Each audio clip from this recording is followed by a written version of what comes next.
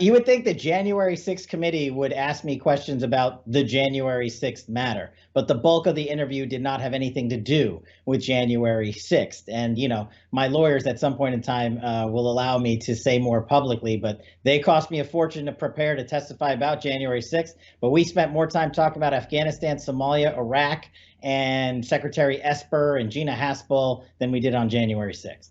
All right, so the panel members wanted dirt, I would assume, on the Trump administration's participation in various foreign affairs. Is that correct? Is that a fair summary? I think that's what they were going for. I'm not sure what punchlines they're going to get from me at the Department of Defense. No, but you heard the questions. I mean, they obviously weren't looking for you to tell them good things about the Trump's interaction with Afghanistan, correct? They didn't want positive things, did they? No, because they didn't want to hear about our successful withdrawal plan, conditions-based withdrawal that was working. Right. So it was basically a fishing expedition to try to get you to say something negative about the Trump administration that they could leak to the press. That's what they wanted. Now, it's absurd because, as you know, in the Trump-O'Reilly history tour, Donald Trump said, hey, on the 5th of January, I called the defense secretary and asked that he suggest that 10,000 Guard troops be moved to Washington. And that's true. We confirm that. You know that's true, right? Yeah, I was in the Oval Office when we had that conversation with the President of the United States and the Secretary of Defense. And not only was it 10,000, it was 10 to 20,000, whatever was necessary anywhere in the world. And as you and your viewers know, that's required under the law before any National Guard can be deployed.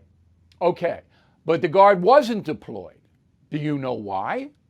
Yeah, the second part of the law. The second part of the law requires that a mayor or governor or United States federal agency has to request the National Guard before its deployment. It requires presidential authorization and a request from Mayor Bowser in this case, or the United States Capitol Police in this case. And we went to them before January 6th, after getting President Trump's authorization. And we said, do you guys need National Guard men and women around the Capitol? Mayor Bowser and the Capitol Police said no in writing to the Department of Defense before January 6th.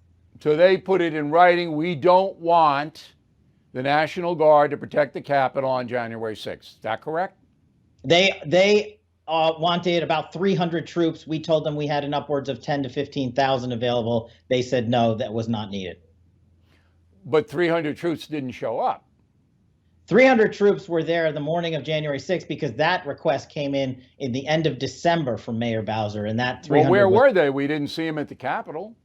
No, so what happens with National Guard is they are traffic duty police officers and law enforcement assistants to aid in the direction of traffic for automobiles and people and put up structures such as fencing. So they were not traffic people? They were okay.